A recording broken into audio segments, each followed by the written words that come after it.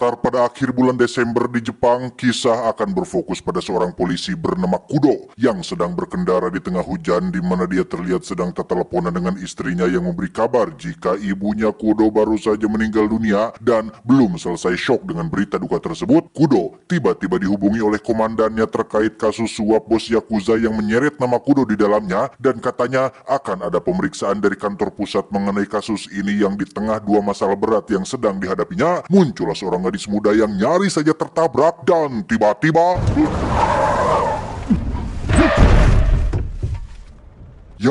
Kudo tak sengaja menabrak seorang pemuda yang berdiri tengah jalan setelah sebelumnya hampir menabrak seorang gadis muda yang juga sama-sama berlarian tengah jalan. Entah siapa pemuda ini dan apa yang sedang ia lakukan dengan gadis muda tadi, namun Kudo memastikan pemuda itu tewas di tempat, sehingga Kudo yang panik pun nekat membungkus dia menggunakan terpal dan memasukkannya ke dalam bagasi mobil.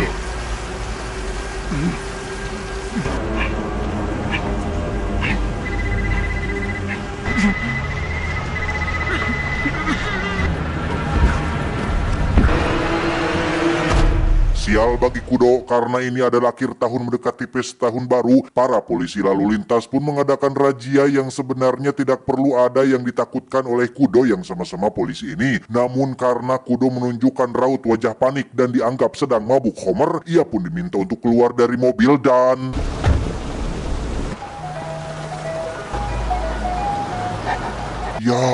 terdengar bunyi telepon genggam yang berasal dari bagasi mobil, di mana Kudo mengaku itu hanyalah barang-barang pribadinya yang sengaja disimpan di dalam sana. Yang ketika para polantas ingin memeriksanya, Kudo langsung bereaksi spontan untuk mencegahnya hingga terjadilah perkelahian antar sesama penegak hukum. Dan muncullah seorang inspektur bernama Yazaki yang secara kebetulan adalah orang yang dikirim dari pusat untuk memeriksa kasus suap yang terjadi di polseknya, di mana Kudo berhasil lolos setelah dirinya mengaku akan pergi ke rumah sakit untuk melihat ibunya yang baru saja meninggal dunia. Tepat saat Kudo tiba di rumah sakit dan melihat jenazah ibunya sebelum dibawa ke ruang mayat, Inspektur Yazaki sendiri baru tiba di polsek untuk memeriksa kasus suap yang diduga melibatkan seorang bos Yakuza, di mana saat si komandan diminta untuk mengumpulkan semua anggotanya, hanya Kudo lah yang tidak bisa hadir karena sedang sibuk mengurus jenazah ibunya. Solamente necesito hablar con él. Tak lama setelah ibunya dibawa ke ruang mayat, istri dan putri kecil Kudo sendiri izin pulang duluan karena besok anaknya harus berangkat sekolah. Sementara Kudo yang sedang dirundung banyak masalah pun nampak tak bisa tenang setelah mayat si pemuda masih berada di dalam bagasinya, sampai dia melihat saluran udara yang cukup besar dan cukup muat untuk ukuran tubuh manusia. Kudo terbesit ide brilian untuk menyembunyikan mayat si pemuda di dalam saluran udara tersebut.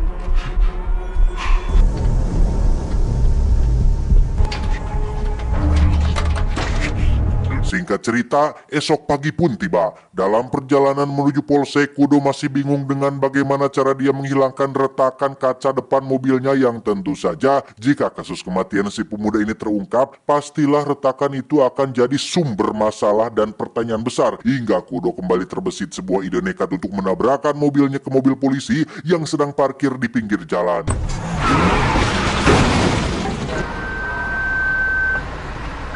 Menggunakan mobil sewaan, Kudo pun tiba di polsek tempatnya bertugas dan langsung menghadap Inspektur Yazaki untuk dilakukan pemeriksaan, di mana hal tak terduga terjadi ketika Inspektur Yazaki memaklumi dan mentolerir kasus suap yang dilakukan oleh Kudo, bahkan bersedia untuk menutupi kasus ini. Namun yang aneh adalah Inspektur tiba-tiba menanyakan pertanyaan aneh ketika beliau meminta Kudo untuk jujur tentang sesuatu, tentang hal yang dia sembunyikan. Entah kemana arah pertanyaan Inspektur ini, tetapi Kudo memilih untuk diam dan seolah bingung dengan apa maksud dari Inspektur Yazaki ini. No es nada. Selesai dengan kasus suapnya, Kudo buru-buru pergi ke rumah sakit untuk melihat jenazah sang bunda untuk yang terakhir kalinya, di mana Kudo lagi-lagi terbesit sebuah ide gila untuk melenyapkan mayat si pemuda ketika dirinya melihat saluran udara tersebut mengarah langsung ke ruangan mayat tempat ibunya disimpan.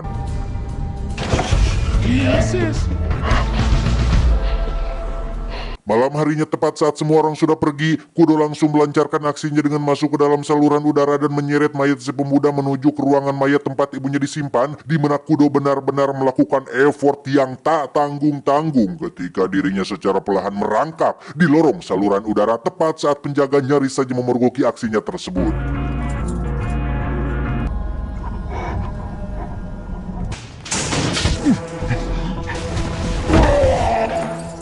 Tiba di ruangan mayat, Kudo langsung memasukkan si pemuda ke dalam peti mati dan ditumpuk di atas jenazah ibunya sendiri. Yang tak lama muncullah dua petugas yang bermaksud memeriksa jasad ibunya dan...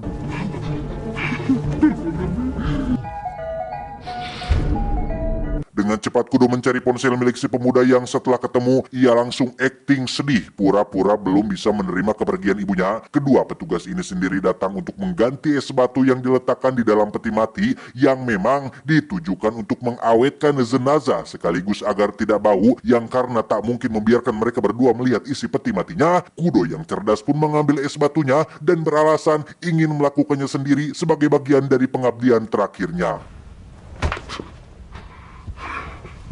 Keesokannya di Polsek, Kudo dan para polisi mendapat kasus baru untuk melakukan penggeledahan di tempat seorang pemuda bernama Oda yang diketahui melakukan bisnis narkoba, di mana Kudo akan sangat benar-benar terkejut saat melihat foto wajah si Oda ini ternyata adalah pemuda yang dia tabrak yang saat ini disembunyikan di dalam peti mati ibunya sendiri.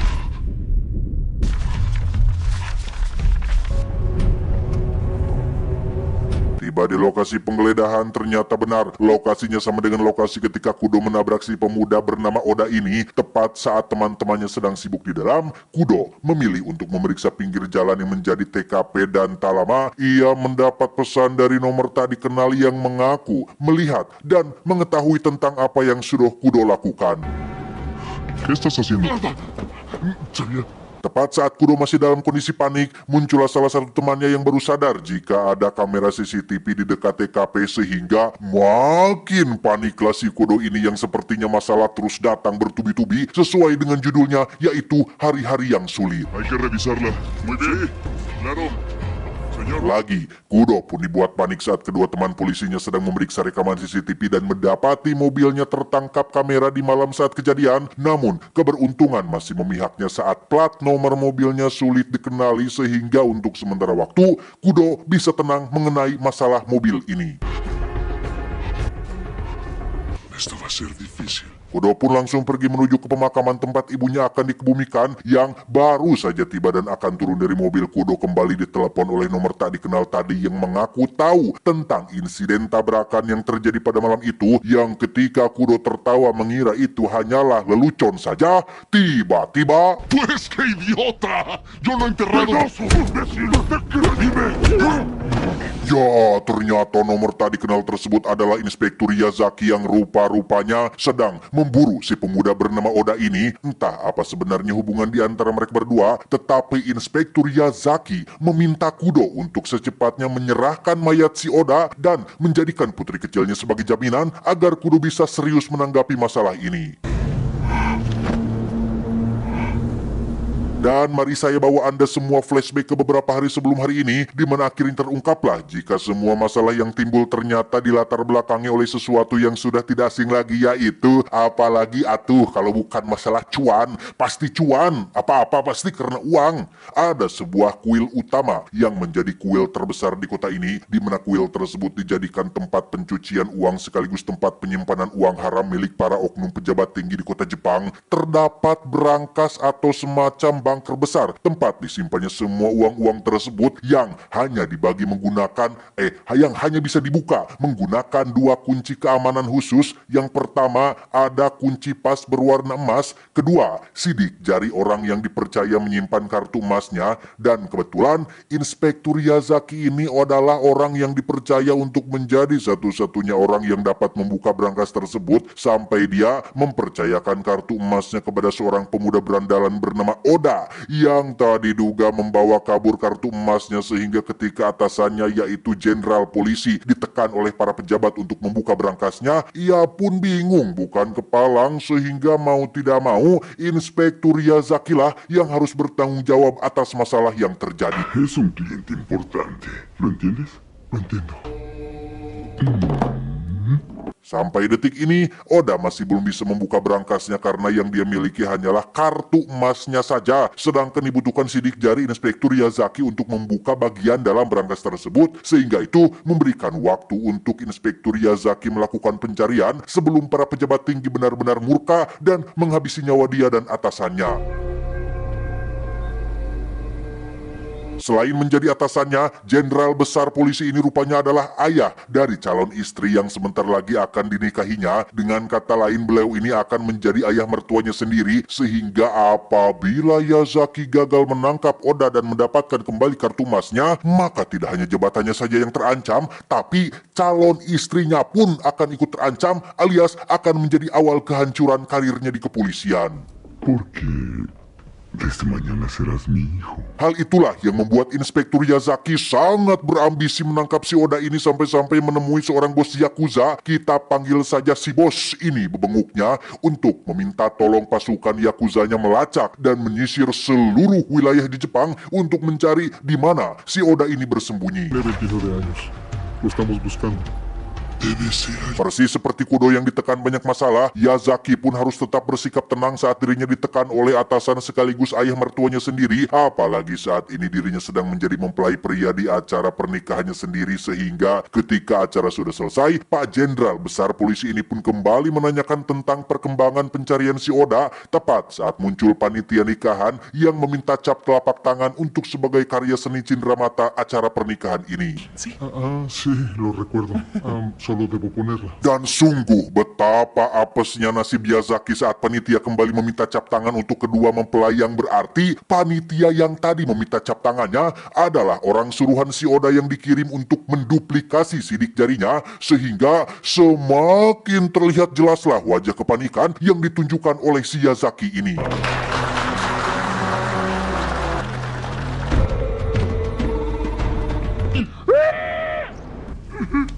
Alhasil, Bapak Jenderal sekaligus ayah mertua pun semakin murka kepada Inspektur Yazaki yang dianggap tidak becus mengatasi masalah ini, sampai-sampai kakinya diinjak dengan sangat keras dan harus tetap bersikap seolah tidak terjadi apa-apa di hadapan istrinya. Tak lama, si bos Yakuza pun menelepon untuk memberikan kabar baik bahwa anak buahnya berhasil menemukan tempat persembunyian si Oda, sehingga Yazaki pun bisa sedikit lega dan tinggal meluncur ke sana untuk membereskan semuanya. Tiba di sana, Oda terlihat sedang bersama seorang gadis muda yang mungkin adalah teman wanitanya, di mana Yazaki berhasil dilumpuhkan setelah si gadis muda melemparkannya dengan koper, sehingga terjadilah kejar-kejaran sampai ke jalan raya yang ketika si gadis muda berhasil lolos, Oda harus bernasib naas saat Yazaki berhasil menembaknya beberapa kali sampai akhirnya muncul Kudo yang menabraknya, yang dengan kata lain, Oda sudah mati sebelum Kudo menabraknya. Itulah kronologi yang sebenarnya terjadi. Yazaki tidak menyangka jika Kudo akan memasukkan mayat Oda ke dalam bagasi mobilnya, yang jika saja Kudo tidak panikan dan segera pergi dari lokasi tersebut, mungkin masalah ini tidak akan pernah menyeretnya sejauh ini. Alhasil, Yazaki yang kembali gagal mendapatkan Oda pun harus dimarahi oleh Pak Jenderal yang kali ini kekesalannya benar-benar membludak sampai-sampai memukulinya menggunakan tongkat golf, yang karena sudah kesal terus ditekan dan terus saja disalahkan, Yazaki yang pada dasarnya memiliki sifat kejam pun akhirnya memberontak dan balik memukuli ayah mertuanya sendiri hingga beliau tewas saat itu juga. Kembali ke waktu saat ini ketika Yazaki pergi membawa putri kecilnya, Kudo harus menjelaskan hal itu kepada sang istri yang tentu saja syok mendengar putri mereka diculik. Selain itu, Yazaki juga harus mengeluarkan mayat Oda dari dalam peti mati ibunya sebelum petugas pembakar jenazah membakar peti mati tersebut hingga menjadi abu.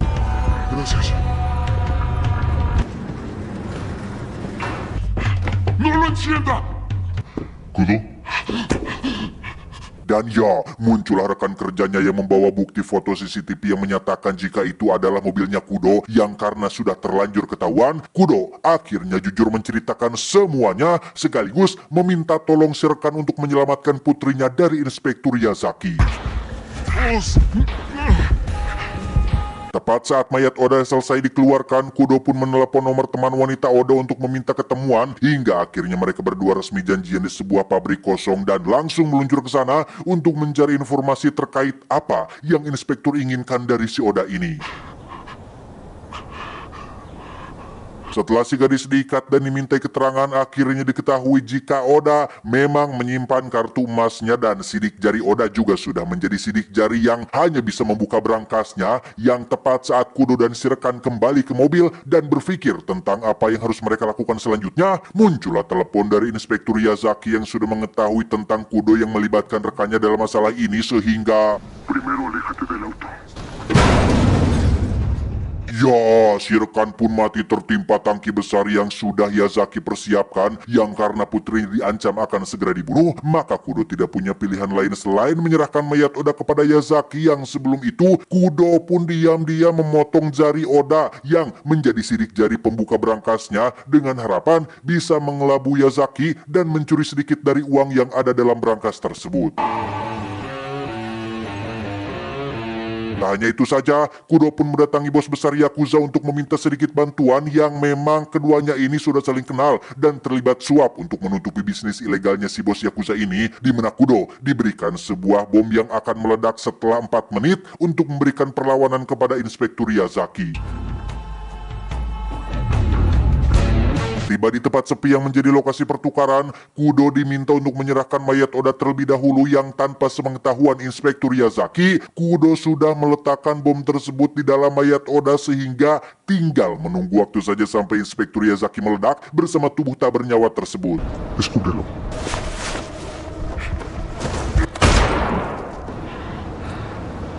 Tepat setelah putrinya aman dan disuruh masuk ke dalam mobil, timbul masalah ketika Yazaki menodong Kudo dengan pistol dan diancam akan dibunuh karena bisa menjadi saksi mata. Namun Kudo ternyata sudah mempersiapkan untuk hal seperti ini dengan mengaku sudah menyiapkan dakwaan dengan si bos Yakuza, yang apabila dia tidak pulang dengan selamat, maka seluruh kejahatan dan dakwaan terhadap Inspektur Yazaki akan diserahkan kepada media, sehingga Yazaki tidak punya pilihan lain selain membiarkan Kudo pergi begitu saja.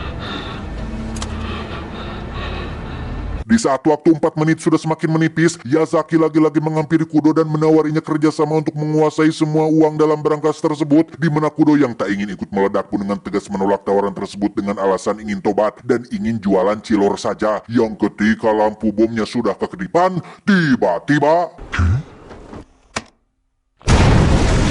Pada akhirnya, Kudo berhasil membereskan semua rentetan masalah yang dihadapinya, dan tepat pada malam tahun baru, Kudo mengembalikan putri kecilnya kepada sang istri yang sebentar lagi akan menjadi mantan karena mereka berdua diketahui berencana untuk bercerai. Lantas Kudo pun meluncur ke lokasi berangkas tempat semua uangnya disimpan, yang dengan kartu emas dan potongan jari milik Oda, ia berhasil masuk ke dalam dan melihat pemandangan yang sangat menakjubkan.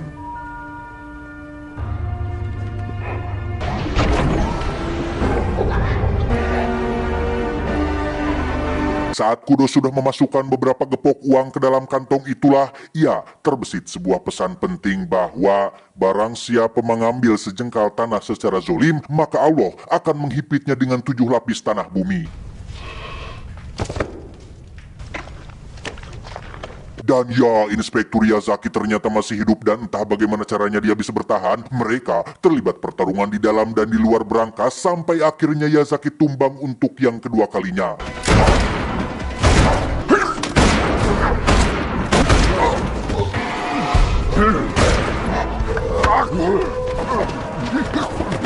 Saat Kudo sudah menang, itulah muncul si bos Yakuza yang menyetrumnya dari belakang dan menyuruh anak buahnya untuk ambil semua uang yang ada dalam berangkas, sehingga pada akhirnya yang menang bukanlah Kudo, Yazaki, pejabat, ataupun Samsul, melainkan si bos besar Yakuza ini.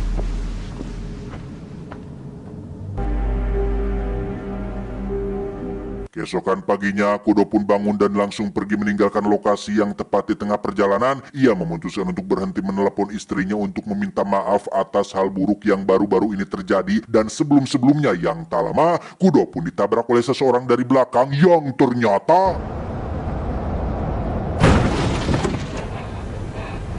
Ya, pada akhirnya Kudo memutuskan untuk menggila dengan akan bertarung sampai mati melawan si Inspektur Yazaki ini karena setelah hari-hari sulit yang berhasil dilewatinya, apalagi hal terburuk yang akan terjadi.